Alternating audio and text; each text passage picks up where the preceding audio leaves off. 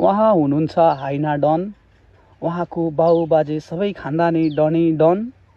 उहाँको बाउबाजेले एकजना मान्छेलाई कुट्नका लागि 100-200 जना लाने, मासु रक्सी टन्न खुवाउने बानीको कारण भयभरको धन सम्पत्ति खेतबारी सबै बेचेर अहिले डनको विरासत हाइना डनसम्म आइपुग्दाखेरि उहाँसँग अहिले फुटेको कौडी पनि नभएको अवस्था जारी रहिरहेको छ र अरू कथा बिस्तारै तपाईँले हेर्न सक्नुहुनेछ।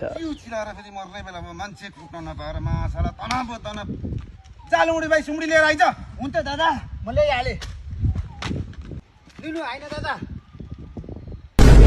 राम राम राम राम राम राम सूर्य चुरोट 25 रुपियाँको तेरो बाउले सम्पत्ति बेचेर तिर्छ। यत्रो पैसा महँगो, जा गरेर यो पैसा फिर्ता लिएर आइज। चुरोटको 25 रुपियाँ भयो त सानो। ला भिडियो बना। हुन्छ होइन दादा। सुमडी चाहिँ अलिक कडा बना है लुमडी भाइ। हुन्छ दादा, म कडे बनाइदिन्छु। हेलो, बस्दै गर केटा, बस्दै गर, टेन्सन नगर। होइन दादा हुनुहुन्छ, 5 मिनटमा त्यहाँ हामी लान आइपुग्छौँ। ल ल ल ल बस बस। होइन दादा, लपडा बरु रे, लान जानुपर्ने भयो। जाउँ होइन दादा।